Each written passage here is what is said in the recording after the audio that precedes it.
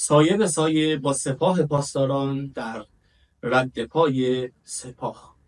نیابتی ها در آستانه بازارایی. ماجرا ساده نیست. در دریای سرخ نه در بغداد، در هر دو جبهه زمان تصمیم فرا رسیده، یا بازارایی یا انحلال. حوثی‌ها و هشت شعبی، دو بازوی پیشران در معماری نیابتی سپاه، امروز در نقطه‌ای وایسادند که دیگه فقط دستور عملیات از تهران نمیگیرن، بلکه خودشون رأساً دارن اقدام میکنن. در یمن حوثی‌ها دیگه یک نیروی صرفاً انقلابی نیستن، یک نیروی نیمه مسلح نیستن. در عراق هشت شعبی دیگه یک نیروی داوطلب مردمی متشکل از 52 گروه نیست، یک ساختار داره. هر دو به نهادهای نیمه دولتی نیابتی تبدیل شدن، نهادهایی که حالا باید بین ادامه نقش آفرینی در معماری قدرت جمهوری اسلامی یا فروپاشی تدریجی یکی رو انتخاب کنن. نه تهران دیگه میخواد هزینه نیابتی های بی نظم رو بده و نه واشنگتن اصلا این اجازه رو میده که نیابتی ها بدون مهار منطقه رو به هم بریزن یا بازی رو تغییر بدن. نیابتی ها یا باید در وزن در درون در واقع کشور تکلیفشون مشخص شه یا کلا حذف کرد. دوستان و همراهان عزیز رد پای سپاه، سلام. امیدوارم هر جا که هستین حال دلتون خوب باشه و از گزند و درشتی های روزگار در امان باشید. من میثم مهرانی با یک قسمت دیگه از این برنامه در خدمت شما هستم. یک قسمت بسیار بسیار مهم. تا حالا شاید جایی ندیده باشید، اولین باری که این رو دارم طرح میکنم و مطمئنا میتونه دیتاهاش تغییر بکنه، اما موضوع بسیار بسیار مهمه. موضوع در خصوص حوثی‌ها در یمن و هشت شعبی در عراق هست. دو نیرویی که هر کدوم به شیوهی درگیر باز تعریف خودشون هستن، یکی زیر آتش پهپادهای امریکایی، دیگری زیر فشار قانون اساسی عراق. اما بریم سراغ حوثی‌ها که از یمن تا اقیانوس هند حضور دارن. حوثی‌ها حالا دیگه فقط برای کنترل صنعا نمی‌جنگن، میگم یه نیروی محلی دیگه نیستن، یه نیروی نیمه مسلح نیستن، دارن تبدیل به ارتش میشن. مأموریت جدیدشون فراتر رفته. انحلال در جریان تجارت جهانی. یادمون نره اونجایی که حوثی‌ها هستن یعنی باب المندب 30% تجارت جهان از اونجا شکل میگیره، در سطحی که انگلستان و امریکا ناو جنگی فرستادن برای مقابله با اینا. بیشتر از 40 حمله موفق حوثی‌ها به کشتی‌های مرتبط با اسرائیل و امریکا، شرکت‌های تجاری حامیشون در دریای سرخ داشتن. معادله ژئوپلیتیک این منطقه رو به هم زدن. پاسخ اما سنگین بود. این بار دیگه امریکای ترامپ با امریکای بایدن فرق می‌کرد. امریکا و بریتانیا بیش از 200 حمله مستقیم به زیرساخت‌های حوثی‌ها انجام دادن. نتیجه این حملات نابودی سکوهای پرتاب موشک و پهپاد در الحدیده، رأس العیسی و سعده، کشته شدن حداقل 4 فرمانده اصلی و میدانی حوثی‌ها در حملات دقیق، تخریب سامانه‌های شناسایی و ارتباطی در صنعا و زمار.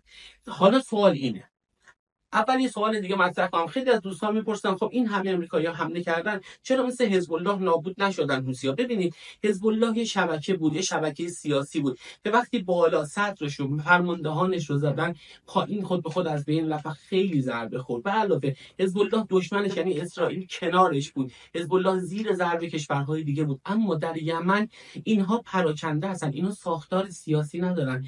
این در واقع یمنی‌ها، حوثی‌ها یک ساختار قبیله‌ای دارن و پراکنده کار میکنن، بستر هستن. شما شبکه‌ای مثل در واقع عرض کنم که شبکه‌ای مثل حوثی‌ها رو شبکه‌ای مثل حزب الله رو میزنی، اما بستر رو باید از داخل خوش کن. حالا سوال اینه، این ضربات واسه عقب نشینی حوثی‌ها شده؟ من یه توضیح دادم، اما جواب اینه نه لزوما. اونها رو وادار به طراحی لوجستیکی که تغییر مسیرشون فقط کرد. این بخش رو دوستان دوباره میگم، برای اولین بار دارم در مدیای فارسی مطرح میکنم و اسمش رو گذاشتم لوجستیک خاکستری. اتحاد غیر اخلاقی حوثی‌ها با داعش و الشباب در شاخ آفریقا، جایی که اصلا حتی به لحاظ ایدئولوژی هم به هم ربطی ندارن. برای اولین بار گزارش‌های منتشر شده که نشون میده حوثی‌ها با گروه‌های غیر شیعه مثل الشباب و داعش سومالی وارد تبادل شدن، وارد معامله شدن، نه به خاطر اعتقادات مشترک که به خاطر ضرورت لوجستیکی. داوهای یمن، داو همون کشتی‌های سنتی عربیه، داوهای یمن در خلیج عدن سوخت و پهپاد میبرن، سلاح و دلار برمیگردونن. هدف نهاییشون چیه؟ ساختار یک بندر رسمی و مقاوم در سواحل سومالی. چرا در سواحل سومالی؟ چون دور از رصد اسرائیل و امریکاست. اینجا دیگه بحث فقط یمن نیست. حوثی‌ها دارن به یک نیروی نیابتی فرامرزی تبدیل میشن.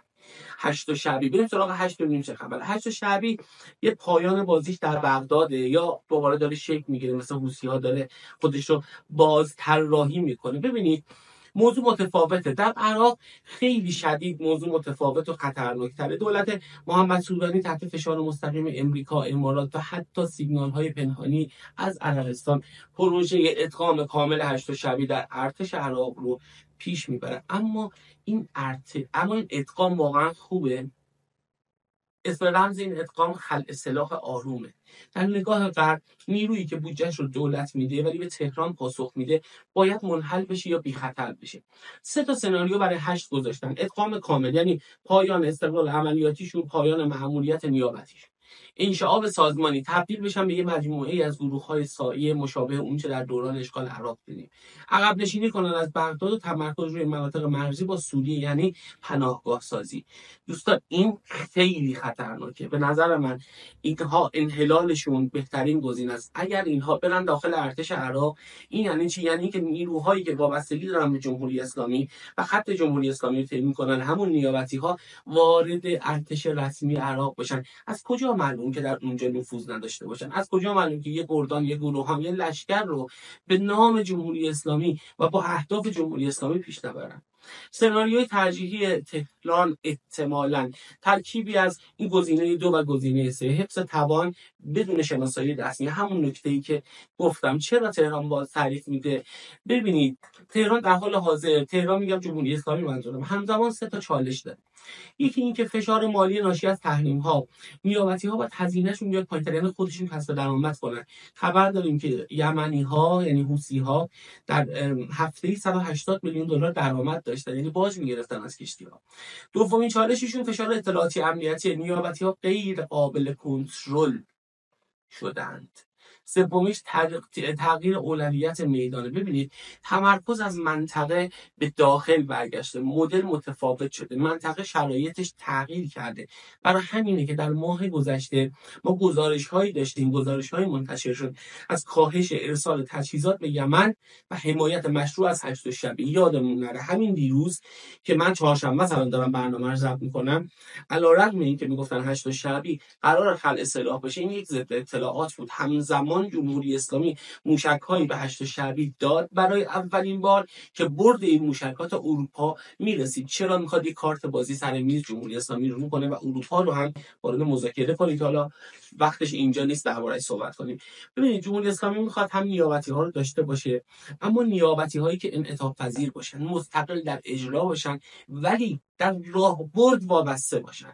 دیگه اینجوری جمهوری اسلامی پاش همه جا وسط نیاد، نیاز نباشه که نیرو بفرسته. نه نیابتیایی که با یه موشک اسرائیلی نظمشون فرو بریزه و از بین بده. جمهوری اسلامی میخواد اونها رو تبدیل به ارتش کنه. میخواد در مدل آینده نیابتی‌ها خود تنظیم باشن. شاید این جمله قشنگ‌تری باشه، خود تنظیم باشه، خودشون رو ساپورت کنن، خودشون بتونن با توجه به اقتضای زمان و مکان تغییر شکل و هدف بدن.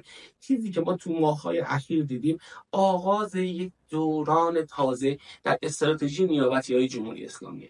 من بهشون میگم نیابتی‌های همین خود تنظیم شونده شاید بهتر باشه که منتظر فرمان تهران دیگه نیستن، میتونن کسب درآمد کنن و وابسته به خط مستقیم حمایت مالی نیستن.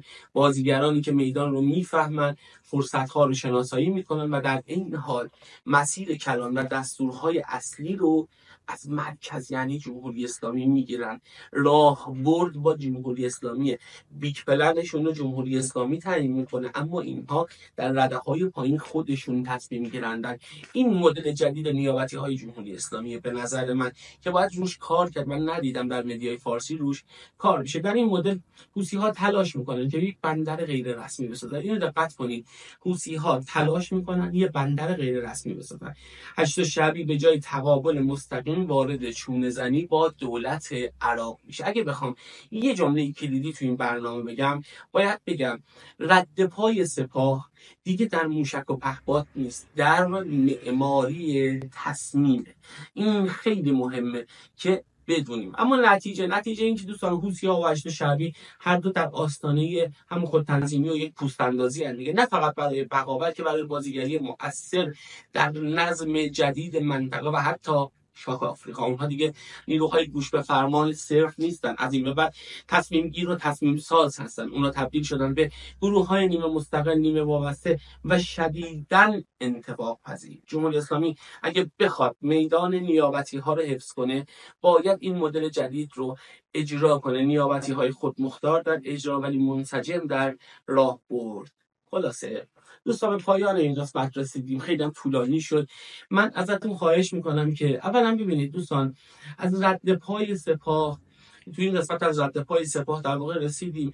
به نظر خودم این یکی از مهمترین قسمت ها بود. این یک روایت از رد پای سپاه دست اول و ناب. این گزارشی از گذشته نبود، یه خوانشی بود از آینده. مراقب باشید دوستان تو تحلیلاتون، توی بررسی هاتون. این بازی تازه شروع شده، جبهه بعدی به زودی داره راه میفته و در راهه. برنامه‌های ما رو در یوتیوب و اینستاگرام شورای گذار دنبال کنید. منتظر نظرات و پیشنهادات شما هستیم، به خصوص در این برنامه که بسیار بسیار مهم هست. ارادت.